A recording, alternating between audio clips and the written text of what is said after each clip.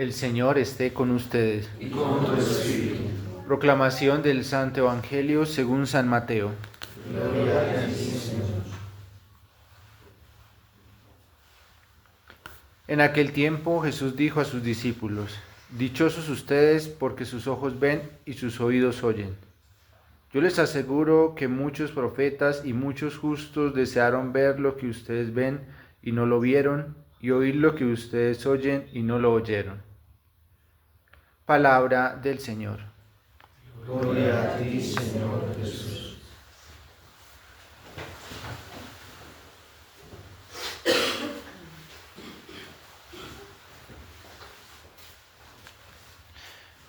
Hoy la liturgia nos detiene, nos concentra en una familia muy estupenda, como lo fue la familia de la Santísima Virgen María.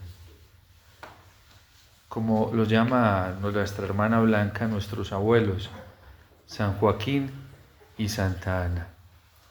Escuchábamos en la primera lectura cómo este tipo de personas, de familias, merecen ser elogiados y su testimonio por la fidelidad tan grande a Dios permanece vivo, vigente y perdurable de generación en generación.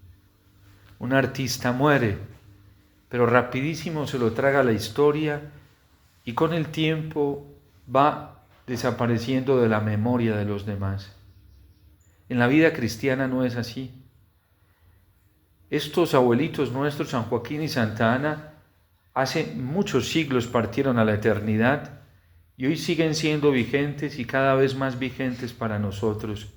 Su memoria más viva y más actual, su memoria más real. ¿Por qué sucederá esto? Porque hay personajes a quienes la historia se los traga y desaparecen en la memoria de las generaciones. En cambio, ¿por qué hay personajes que permanecen vivos y cada vez más vivos y más protagonistas en la memoria de las generaciones actuales?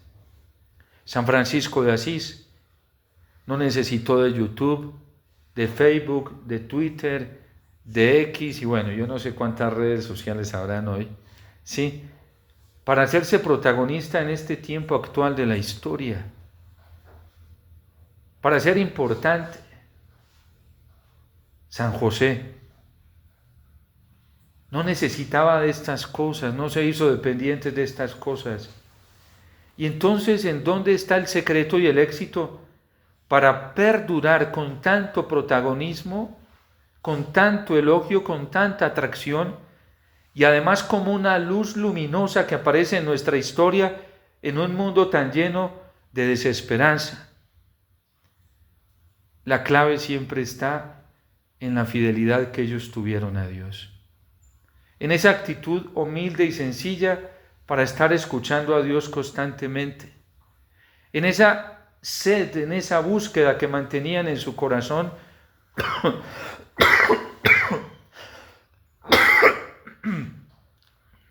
de escuchar, de buscar la palabra del Señor como su único alimento, como su única guía y como su única ruta. No se dejaron entretener por las preocupaciones de la vida, como nos lo enseña la parábola del buen sembrador. No se dejaron entretener por las riquezas de este mundo, porque esa no fue su meta. Su meta fue una riqueza más grande y fue alcanzar la plenitud del amor de Dios. Porque como dice el Salmo, Dios le juró a David y no se iba a retractar, que sería uno de sus descendientes el que se sentaría en su trono. Y también le juró a David que iba a morar en Sión y que iba a morar allí para siempre y que iba a habitar para siempre. Dos promesas. La promesa de un rey perdurable que nada ni nadie lo podrá destruir. La promesa de un rey poderoso que ninguno de los poderosos de este mundo podrá contra él. La promesa de un caudillo tan ágil, tan veraz, tan sensato y tan justo que las naciones terminarán acogiéndolo y adorándolo. Una promesa que sigue vigente para nosotros y que incluso el libro del Apocalipsis ya nos adelanta en la visión que tiene San Juan de cómo será esto. Todos los reyes del mundo terminarán sometidos ante su gloria. Todas las naciones del mundo terminarán sometidas ante nuestro Señor. Terminará rigiendo, como dice el Salmo, el mundo con justicia y los pueblos con rectitud, porque la humanidad entera reconocerá que nunca ha existido, que no existe y que nunca existirá un rey como nuestro Señor. Hoy reina una desilusión muy grande en los poderosos de este mundo, y eso es fantástico. Muy doloroso para aquellos que ponen su confianza en los poderosos de este mundo, pero fantástico para nosotros los cristianos que creemos que nunca ha habido, ni habrá, ni hay un rey como nuestro Señor. Mientras hoy muchísimos se debaten entre la preocupación, la angustia, la desesperación, la desilusión, la incertidumbre por el futuro, nosotros los cristianos nos mantenemos felices porque sabemos cuál va a ser el destino final. El triunfo de nuestro Rey y el triunfo de nuestro Señor. Con esa esperanza vivían nuestros abuelos San Joaquín y Santa Ana. Pocos se dejaban distraer, o más bien nunca se dejaban distraer por las promesas de esperanza que les ofrecían los poderes políticos, o los poderes religiosos, o los grandes intelectuales de la Biblia. Solo se centraban en la voz del Señor que se manifestaba en su corazón. ¿De dónde aprendió la Virgen tanta pureza, tanta fidelidad, tanto amor? ¿De dónde aprendió la Virgen tanta alegría y tanta plenitud en la escucha simplemente de la palabra de Dios? Porque eso era lo que la hacía plena. El Magnificat era un testimonio de una plenitud humana tan alta que ningún ser humano es capaz de cantar con tanta alegría, tanto que cuando nosotros lo rezamos el Magnificat, nos distraemos porque todavía no estamos en comunión con una plenitud como la que se mantenía la Virgen María. Proclama mi alma la grandeza del Señor, se alegra mi espíritu en Dios mi Salvador. No crean que son palabras hipócritas. Son palabras sinceras, le salen del alma y del corazón. Ella lo vive, vibra de alegría con la palabra del Señor. Se la goza, se la disfruta. Es su plenitud más grande.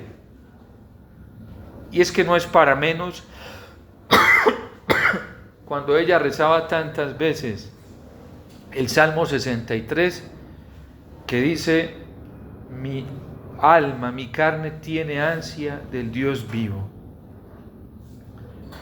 Y al recibir el beso de Dios, el amor de Dios en su corazón, ¿cómo nos iba a llenar de plenitud? Eso lo aprendió en su familia. La Virgen veía en su familia una alegría estupenda que no provenía de las fuerzas políticas. La Virgen experimentaba constantemente en su papá y en su mamá una plenitud tan grande que no provenía de las riquezas materiales, del afán de poseer, del materialismo económico. La Virgen contemplaba una plenitud muy grande que provenía solo del gran misterio de la fe, de la unión que estos corazones tenían con el Señor. Para nosotros, que tantas veces somos tan superficiales y andamos tan enredados en las cosas de este mundo, concebir una realidad así en el corazón humano es imposible. A mí me impresiona que es más fácil hablarle de estas cosas a los niños y las captan con tanta facilidad que a los grandes. ¿Cuántas veces uno, para hablarle a un católico de estas cosas y de la esperanza, es un esfuerzo? Y a veces yo a veces digo, Dios mío, yo creo que es más fácil ir a buscar un pagano que nunca ha escuchado de Dios nunca ha asistido a la Eucaristía, nunca ha rezado un rosario y hablarle de estas cosas. Bueno, y es que yo he tenido esa experiencia. Que hablarle a un católico hoy de estas cosas. Yo he tenido experiencias con gente atea que nunca me han vuelto a pedir una cita. Simplemente hablé con ellos una vez, les hablé de Jesucristo y con eso se quedaron. Pero hoy nosotros estamos tan viciados, tan contaminados, la cizaña del mundo se ha apoderado tanto de nuestro corazón que nos parece imposible todo esto. ¿Por qué estos hombres son perdurables? Porque estos sí supieron que era aquel pasaje del Evangelio, cuando el Señor decía, miren las aves del cielo. No se preocupan por nada. Y mi Padre las alimenta. ¿Y por qué las alimenta el Padre Celestial? Porque las ama. Dios ama a las aves. Dios ama a los pajaritos y por eso les da alimento todos los días. Miren los lirios del campo, es que salieron de sus manos y el catecismo nos dice que la creación en general es un fruto de la sabiduría y del amor de Dios. Todo dice el libro de la sabiduría, todo lo que tú creaste lo amaste. Todo. Y si ama a las aves y a los lirios, ¿cuánto más no nos amará a nosotros, sus hijos, que nos creó? A ellos no los creó a imagen y semejanza suya, y los ama. A nosotros nos creó a imagen y semejanza suya. Nos compartió su ser mismo. Dios se salió de sí mismo y todo su ser nos lo compartió a nosotros. Esa es la gloria de Dios. San Buenaventura dice que ¿en qué consiste esa creación a imagen y semejanza? En que Dios nos comunicó su gloria. ¿En qué consiste esa gloria? En que Dios nos comunicó su ser divino. Una vez yo estaba predicando, varias veces me ha pasado, digo una vez es común decir, pero varias veces veo esto en las reacciones de la gente. Yo les decía a las personas que nosotros vamos a ser como Dios. Y que el gran deseo y el anhelo de Dios es que llegásemos a hacerlo ya en esta tierra. Que nuestras miradas fueran sus miradas, nuestros abrazos fueran sus abrazos, nuestras palabras fueran sus palabras, nuestros tratos fueran sus tratos, como se trata en la Trinidad. Y la gente fruncía el rostro como que... Y alguien me dijo, Padre, yo no estoy de acuerdo con eso. Qué pesar. Tienes muerto el corazón porque no tienes fe. San Luis María Griñón de Montfort dice de la Virgen que ella es por gracia lo mismo que Jesucristo es por naturaleza. A un incrédulo esto le raya. Y hay así gente dentro de la jerarquía de la Iglesia. ¿Les parece una afirmación demasiado atrevida? El problema es que cuando hay crisis de fe, cuando uno no cree que Dios es omnipotente, le parece imposible eso.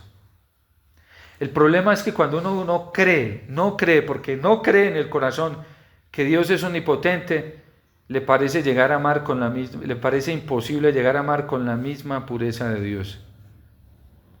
Es un problema de fe.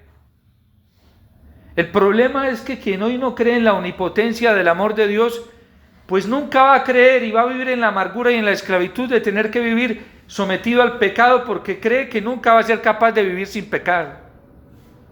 ¿Eso cómo se llama? Ateísmo práctico. Práctico. De esa gente está llena la iglesia hoy. Y por eso no solo toleran el pecado, sino que hasta lo defienden como parte de la vida cristiana. Porque no tienen fe, no creen.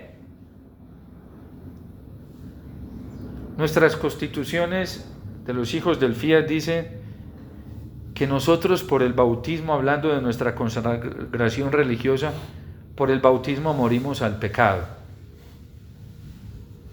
Y que por nuestra consagración religiosa nos configuramos con Cristo. Imagínense uno de nosotros que llegase a pensar solamente, un hijo o una hija del Fiat, que llegase solamente a pensar que hay que tolerar el pecado en su vida vocacional. Es una afrenta a Dios gravísima. Porque es que ya somos bautizados, por el bautismo morimos al pecado. Imagínense una persona casada que diga, no, es que yo no puedo vivir sin pecar. Imagínense eso. Es una afrenta a la omnipotencia de Dios y a lo que Él ya realizó. ¿Para qué te casaste si no crees que puedes vivir sin pecado? ¿Para qué? Lo primero que tienes que hacer es solucionar con Dios ese problema. Porque Dios sí te dice, mi gracia te basta para vivir sin pecado. Y hasta que tú no lo creas, mejor no des pasos. No des pasos. No pretendas construir un edificio bien grande y alto sin hacerle cimientos. ¿Qué va a pasar con ese edificio? Se va a caer. Imagínense que yo hubiera entrado a la vida religiosa sin creer que era posible vivir la virginidad consagrada. Seguro que inmediatamente caería en impurezas. Eso sí es seguro. Cuando yo vine a la comunidad, yo venía con mucho temor porque venía de una vida lujuriosa espantosa. Y el diablo me tenía azotado con una presión. Tú no vas a ser capaz, tú no esto. Incluso por allá me dio hasta una falsa esperanza. Cuando ya me vio tan determinado que me venía, me puso a mirar. Yo me acordé de sacerdotes que vivían vidas dobles. Y por allá me puso, eso fue el demonio. Si no eres capaz, pues vive como viven algunos de ellos. Y eso me tranquilizó la conciencia y apaciguó un poco. Pero era el demonio. Yo llegué y estaban aquí en un grupo de oración, hicieron una lectura, yo no sé, hoy no sé de quién es y nunca me he interesado por saber de quién era esa frase. Yo la creí y hoy la sigo creyendo y cada vez la creo más. Y alabo al Señor por ese buen anuncio que me dio. El amor de Dios es tan grande que es capaz de devolver la pureza al cuerpo. Yo me la creí. Me la creí. Y eso me dio una paz. Que yo creí que Dios es capaz de hacer eso. Si nosotros no le creemos al Señor, ¿cómo vamos a alcanzar todo lo que Él nos promete? Si no creemos que Él es omnipotente, ¿cómo vamos a alcanzar el cielo? Hay gente que desea el cielo, pero no cree. Duda si eso es verdad o no es verdad. La Sagrada Familia vivía de una certeza tan grande. Bueno, la familia de San Joaquín y Santa Ana, eso lo percibió la Virgen. ¿Ustedes creen que el ambiente en el que ella vivió, a qué la motivaba todos los días? A vivir en una entrega radical al Señor.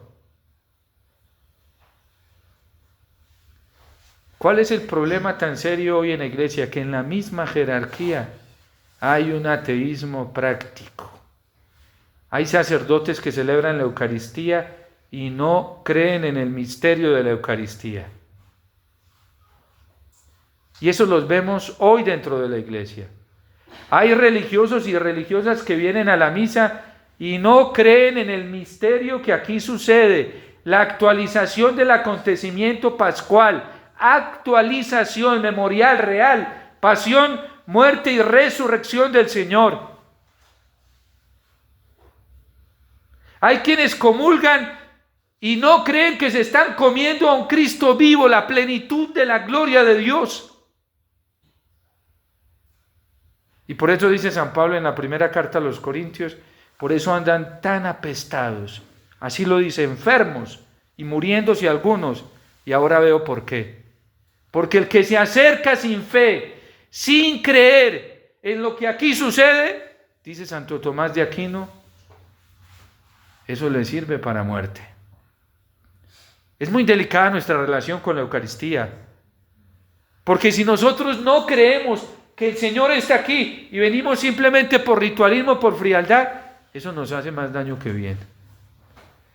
Acuérdense lo que le pasó al pueblo de Israel con el maná. Dios les dijo, no cojan más de lo que necesitan, que lo que tomen será suficiente para que no sientan hambre y tampoco para que caigan en gula. Ahí está lo que necesitan, yo les doy lo que no cojan más de la ración que les dije. ¿Y qué hicieron algunos israelitas? Se pusieron a llenar de más. ¿Y después qué les pasó con eso que llenaron de más? Se les llenó de gusanos y se les pudrió.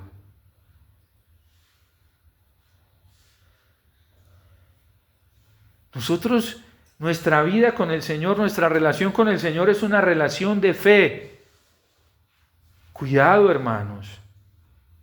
Nosotros no podemos jugar con el Señor, con el Dios omnipotente que se nos manifiesta todos los días en los sacramentos y en su palabra. Porque saben lo que le pasa a una persona que no busca al Señor con rectitud de corazón. Lo que le ocurre es espantoso en su vida. Quien no lo busque sinceramente, porque lo quiere amar, porque quiere ser solamente de Él, y está dispuesta a hacer lo que sea por el Señor, a morir primero con el pecado, a morir antes que pecar.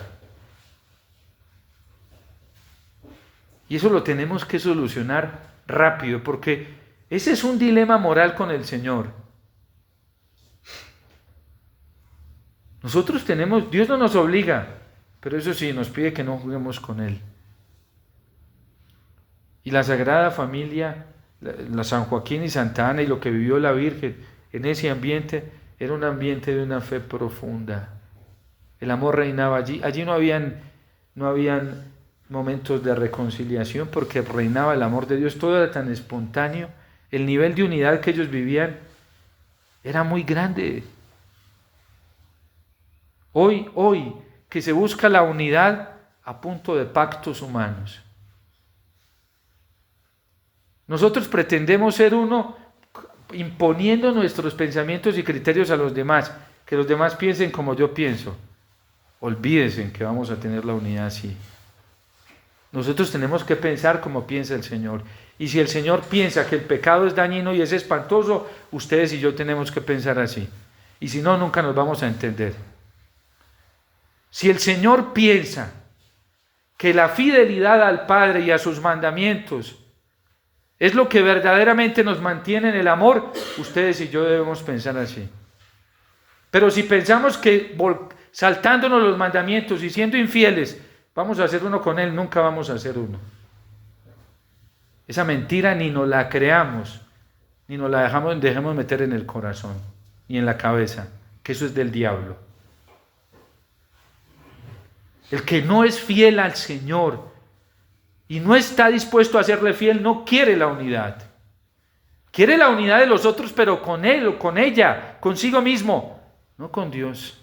Y esa unidad no la podemos buscar, porque esa unidad es del anticristo. Nosotros tenemos que, la unidad se establece en principios fundamentales, y el principio más fundamental para nosotros es la ley de Dios. Hoy cuando dentro de la iglesia se va trivializando tan fácilmente la vivencia de los mandamientos, miren tanta confusión que ha habido frente al tema matrimonial. Esta es una familia santa, íntegra, fiel a Dios, y hoy dentro de la iglesia algunos jerarcas, no, que los que viven en adulterio, porque eso es adulterio, si se casaron y la iglesia no les ha declarado una nulidad matrimonial y forman otro matrimonio, viven en adulterio y que pueden comulgar. La única posibilidad de que pudieran comulgar es que vivan sin pecar. Y por lo tanto que no ha solucionado su vida matrimonial anterior, No puede ni siquiera anhelar en su corazón tener otra pareja, otra forma de vida, otra familia. Primero tiene que solucionarlo primero. Dios estableció el matrimonio entre un hombre y una mujer, no entre un hombre y dos mujeres. Eso es adulterio. Y así está establecido en la Sagrada Escritura. Dios estableció el matrimonio entre un hombre y una mujer, no entre una mujer con dos hombres. Y así estés con uno y estés deseando a otro, dice el Señor, ya cometiste adulterio en tu corazón. Y si no estamos de acuerdo con eso, no queremos la unidad con Dios, queremos la unidad con el diablo. Porque así, eso fue lo que nos vino a pedir nuestro Señor. Él lo vio en su familia, vio la fidelidad de San José, el amor de San José a su mamá, el amor de la Virgen a su papá,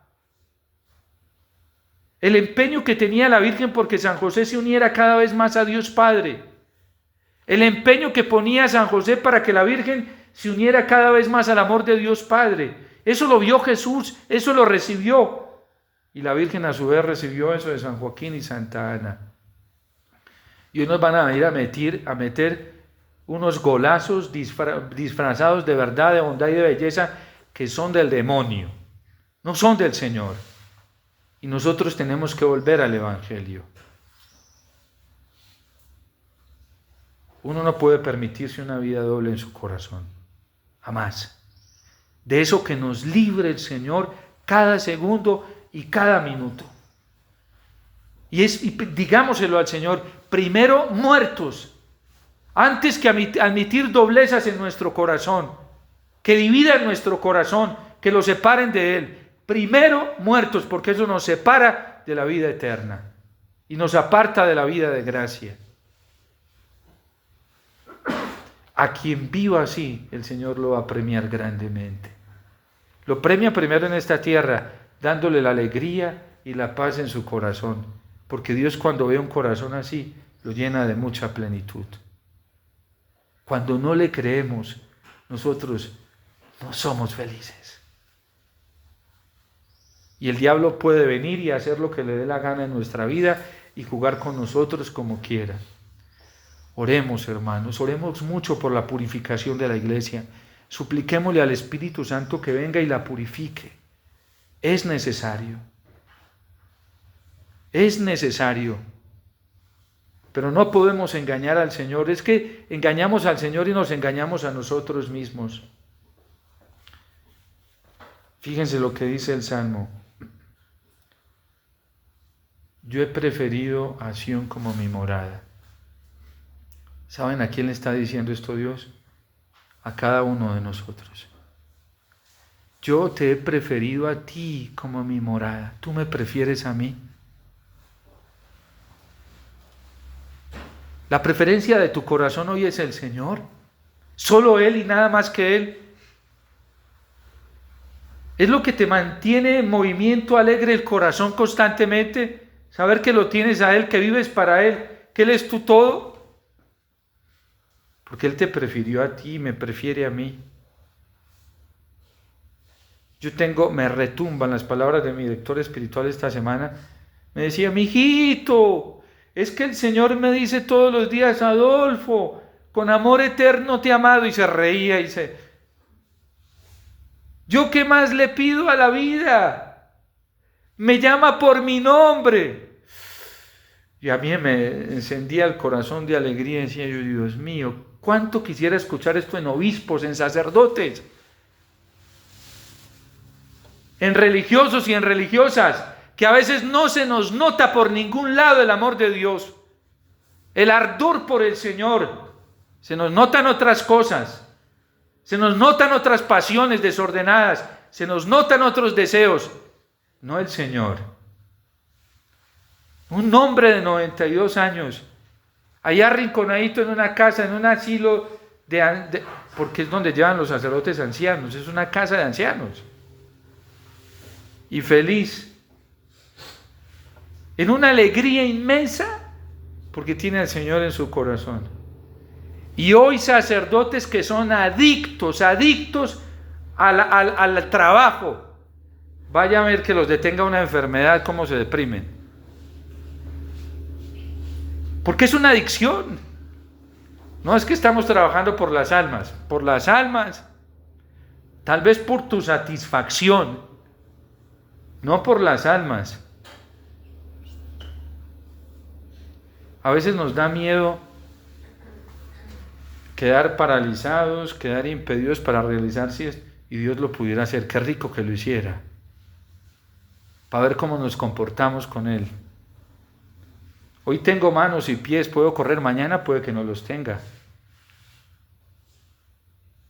Y si mi corazón no está en Dios y no prefiere a Dios, ¿en qué voy a caer? En una depresión, en una desesperación.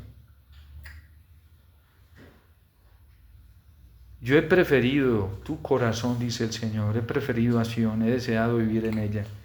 Aquí está mi reposo para siempre, porque así me ha agradado. Será mi casa. Nos está diciendo a cada uno de nosotros. Él lo dijo a través de Jeremías. Llegarán días, oráculo del Señor, que yo grabaré mi ley en su corazón para que todos me conozcan. Menos mal. Ustedes se imaginan donde nosotros dependiéramos hoy de las instrucciones de los intelectuales dentro de la iglesia, con tanta confusión que hay. Hoy un obispo dice una cosa, mañana el otro dice otra allá, otro allá, este sacerdote predica una cosa acá. Menos mal, el Señor nos prometió su espíritu. Y tenemos su palabra. Y tenemos la tradición viva de la iglesia. Y tenemos el catecismo de la iglesia católica, para no estar por ahí enredados dependiendo de nadie. Con lo del mal menor, a mí sí que me tocó conocer cosas. Padre, es que tal obispo dice que sí, tal sacerdote dice que no, me mostraban. Y yo decía, pobre obispo, pobre sacerdote. Y pobres personas ciegas que se dejan enredar la vida por eso. Imagínense, justificando el mal como una acción buena para llegar al bien. Imagínense eso. Traten de cuadrarlo en su cabecita a ver si les cuadra. Justifican el mal como una acción buena para llegar a un bien. Dicen que el mal es un bien posible. ¿Quién entiende eso? O sea, ¿cómo así? El mal también es bien a la vez. Yo no sabía eso. Yo creí que el mal era mal y que el bien era bien. O sea, el nivel de insensatez a la que hemos llegado hoy dentro de la iglesia es nefasta. Pobres, cuando se encuentren allá con el sumo bien y no le vean mal por ninguna parte, ¿qué van a hacer? ¿Qué van a hacer? Ojalá esto fuera una exageración, pero es una realidad que la gente no quiere ver, les da miedo ver. Y están muchos consagrados. Bueno, tenemos hoy un ejemplo hermoso que es la familia de San Joaquín y Santa Ana. Imagínense, el fruto que ellos produjeron fue la Virgen, una mujer toda pulcra, inmaculada, santa, sin defecto ni mancha. Ese fue el fruto que ellos nos entregaron a nosotros. Porque una familia fiel a Dios. Dios no necesita pulcros, sin mancha. Y para eso nos da la Eucaristía todos los días. Para eso nos regala el Espíritu Santo todos los días. Para eso nos ofrece su palabra todos los días. ¿Y quién terminará purificado? El que crea. El que no crea, como dice San Marcos, se condenará. Todo el que crea y se bautice se salvará. El que no crea se condenará. Bueno, lo dice la palabra de Dios en el Evangelio de San Marcos, capítulo 16. Tan duro esto, ¿cierto? Que uno por cerrarse a creer se pueda condenar. Muy duro, pero lo dice el Señor. Tan duro eso que uno por rebelde pueda quedarse por fuera, pero dice el Señor, no los conozco. Tan duro eso que uno por rebelde le tengan que decir apartados de mí. Y es una traducción muy fuerte la de Jerusalén, apartados de mí malvados. Tan duro eso, ¿no? Pero lo dice la misma verdad, el mismo amor que hacemos. Seamos humildes, humillémonos delante del Señor, que eso nunca nos va a pesar. Y viendo este ejemplo tan hermoso hoy de San Joaquín y Santa Ana, esto nos tiene que encender el corazón para ser como ellos, porque la misma promesa que le hizo Dios a ellos es la misma promesa que nos está haciendo hoy a nosotros. Si creemos y queremos, nosotros podemos vivir así. Desde hoy, porque dice el Señor, el reino de Dios está en medio de vosotros. Ya está. Necesita ser acogido por nosotros. Que la Virgen siga intercediendo por nosotros. Yo sé que ella no para de hacerlo, pero que intensifique cada vez más su intercesión por el amor que nos tiene, para que nosotros lleguemos a esta plenitud que ella llegó.